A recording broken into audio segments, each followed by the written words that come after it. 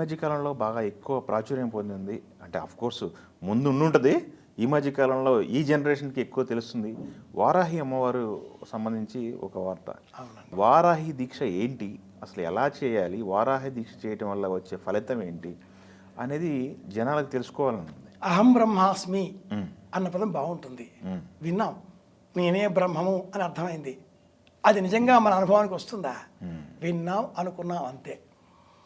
సాధనలలో వారాహి ఒక అపురూపమైన అద్భుతమైనటువంటి సాధన. రాజయోగాన్ని ఇచ్చేది. వారాహి అమ్మవారి అత్యద్భుతమైనటువంటి అర్చన విధానం, రూపము, ఆలయము, అత్యంత పురాతనమైన ఆలయము మనం ముఖలింగ క్షేత్రంలో చూడవచ్చు. ఓకే. ముఖలింగ క్షేత్రం విశాఖపట్టణానికి ఆవల హ్మ్. శివాలయం, వేల సంవత్సరాల పురాతనమైనటువంటి ముఖలింగ ఆలయం, ముఖలింగేశ్వరుడు. ఆ ఆలయంలో గర్భాలయంలో ఉండే ముఖలింగేశ్వరుడు ఒక్క చెట్టు మొదలు. ఆ లోన మనం తొంగి చూస్తే అంతా ఒక గుహవల కనిపిస్తుంది. ఇప్పటికీ ఇది నిజం. ముఖలింగేశ్వర ఆలయం వెళితే కనిపిస్తుంది. ఒక్కసారి తల వంచి ఆ లోన వాసన పీలిస్తే అద్భుతమైన సువాసనలు లో నుంచి వస్తూ ఉంటాయి. ఇది కాదు చిత్రం. ఈ ముఖలింగేశ్వరుడికి ఉత్తరం వైపున గర్భాలయానికి కిటికీలు ఉండవు కదా. ఈ ఆలయంలో ఉత్తరం వైపున కిటికీ వలె, గవాక్షం వలె ఒక ఏర్పాటు చేయబడి ఉంది. ఉత్తరం వైపున గవాక్షానికి ఆవల వైపున వారాహి అమ్మవారి ఆలయం, చిన్న ఆలయం. ఈ ఈశ్వరుడి పైన దృష్టి పడే విధంగా ఉన్నటువంటి వరాహముఖంతో ఉండే చతుర్భుజి అయినటువంటి ఆ చివరలు బయట ఉన్నటువంటి ఉగ్రరూపంలో ఉండే అమ్మవారి విగ్రహం, అత్యంత పురాతనమైన వేల సంవత్సరాల చరిత్ర గల ఆలయం అక్కడ ఉంది. అమ్మవారు సదా ఆ స్వామిని చూస్తూ ఉండగా, ముఖలింగేశ్వరుడు ఈశ్వరుడు. వారాహి అమ్మవారు ఆషాఢ మాసంలో వారాహి నవరాత్రులు పాడ్యమి నుంచి దశమి వరకు నిర్వహిస్తారు. ఇది చాలా గర్భ నవరాత్రుల వలె చాలా రహస్యమైనటువంటి గోప్యాత్ గోప్యతరీత్వం ఆ మంత్రాలలో వస్తాయి. మంత్రాలన్నీ ఈ మార్గం ద్వారా చెప్పడం కష్టం కాబట్టి నేను మీకు ఆలయం ఎక్కడ ఉందో అది చెబుతున్నాను. ఈ దీక్షలో రోజుకు ఒక వస్త్రం ధరించడం, ఉపవాసం పాటించడం, వారాహి మూలమంత్రం 16 అక్షరాలతో ఉండే మూలమంత్రం లేదా 32 అక్షరాలు, అనేక విధాలుగా మనకు ఆమ్నాయ మందారం అనే గ్రంథం చెబుతుంది. ఆ మంత్రాన్ని దీక్షగా ఉపదేశంతో స్వీకరించడం ద్వారా రాజయోగం, అద్భుతమైన రాజయోగం. ఏది సంకల్పంగా మన మనసులో ఉందో ఆ సంకల్పాన్ని మనం పొందగలుగుతాం. అయితే ఈ వారాహి తంత్రంలో శారదా తంత్రం, వారాహి తంత్రం, మాధవీ తంత్రం, ఇలాంటి తంత్ర మార్గాలు మొత్తం 18. అందులో వారాహి తంత్రంలో మనం చేసే సాధన ఏది? మనకు స్వార్థం కోసం కాకూడదు అనేది నియమం. ఓకే. నేను నా అప్గ్రేడేషన్ గురించి ఈ తంత్రాన్ని ఉపాసన చేశానా, నాకు మతి భ్రమిస్తుంది. పరుల కోసం, ప్రజాహితం కోసం, లోకక్షేమం కోసం, ప్రపంచక్షేమం కోసం, ప్రపంచ శాంతి కోసం ఈ సంకల్పాలతో ఈ తంత్రాలు ఏవి చేసినా, శారదా తంత్రం నుంచి ఈ వామకేశ్వర తంత్రం వరకు ఉండే 18 తంత్ర మార్గాలలో ఏదైనా కూడా ఇలా అయితేనే క్షేమం కలుగుతుంది. ఈ మార్గం ద్వారా ఇంతకంటే ఎక్కువ చెప్పడం ఇబ్బందికరం కనుక మంత్రశాస్త్రంలో ఉండే మంత్రాలు ఏవి కూడా వాచ్యంగా చెప్పకూడదు, గురూపదేశంగా రహస్యంగా ఉండవలసినవి. ఈ మార్గం ద్వారా మనం వినేటటువంటి వారిలో క్యూరియాసిటీ పెంచగలుగుతాం.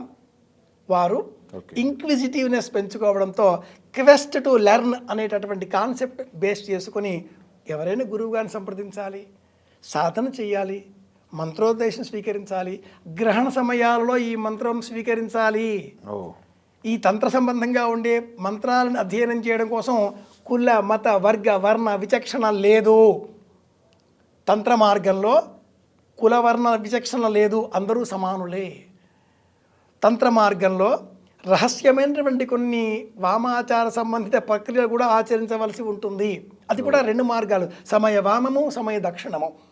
ఈ భిన్న భిన్న మార్గాలలో కుల మత వర్గ వర్ణ విచక్షణ లేదు. ఎవరైనా స్వీకరించవచ్చు, పాటించవచ్చు. మరింత విశేషంగా ఈ అమ్మవారి గురించి తెలుసుకోవాలి అనే ఆలోచన కలవారు ముఖలింగేశ్వర ఆలయం ఎక్కడ, ఆ అమ్మవారి నిర్మాణం, ఆలయ శైలి, అక్కడ ఉండే యంత్రం, అసలు ఈ ఈశ్వర స్వరూపం, ఆ సుగంధ వాసనలు ఏమిటి, అమ్మవారి రూపం ఎందుకు అలా ఉన్నది అని ఆలోచన చేసే విధంగా ప్రయత్నం చేస్తే తప్పక విజయం పొందగలుగుతారు. అమ్మవారి దీక్షలో ఉన్నప్పుడు పవన్ కళ్యాణ్ చెప్పులు ధరించాడు అని చెప్పేసి ఒక కాంట్రవర్సీ నడుస్తుంది బయట. అది ఏంటి పరిస్థితి? అది సామాన్యంగా లోకంలో దీక్షలు చేసేటటువంటి వారు చెప్పులు వేసుకోకూడదు అని ఒకటి ఉంది. అయ్యప్ప దీక్షల కారణంగా పాదాలు చెప్పులు లేకుండా మనం గమనిస్తూ ఉంటాం. అసలు ఈ దీక్షలు ఎప్పుడు మొదలయ్యాయి? మహాభారతంలో బలరాముడు యుద్ధం ఆరంభం కావడంతో ఇరుపక్షాలలో కూడా చేరే ఇష్టం లేక అనేక తీర్థక్షేత్ర దర్శనం పేరిట 42 రోజుల పాటు నియమం తీసుకొని తీర్థయాత్రలు చేస్తాడు. 42 days మండల దీక్ష.